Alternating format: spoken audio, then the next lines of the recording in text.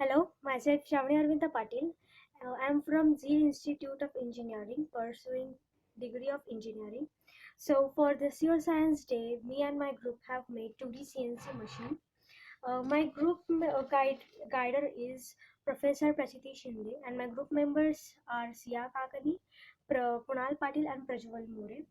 So this is how the CNC machine is going to work. So this is the block diagram. As you can see, first we have to send the image to the CNC machine, and through the G code sender the picture is converted into the G code and then it's sent to the CNC machine. This picture is sent to the Arduino board, and this Arduino controls the CNC shield, which is the interface between the motors and the Arduino, and hence we get the final 2D picture which we have uploaded via computer to the CNC machine.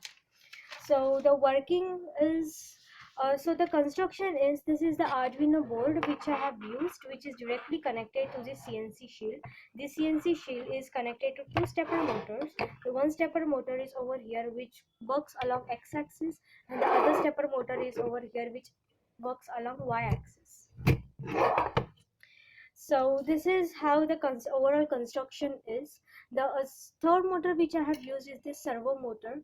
This servo motor takes the pen up and pen down as per the required commands received by the Arduino board. So this Arduino receives the command from the computer and then send it to the CNC machine, and hence CNC machine controls these three motors. This is stepper motor 1, stepper motor 2, and servo motor. So this is how the overall construction is. As you can see, the circuit diagram.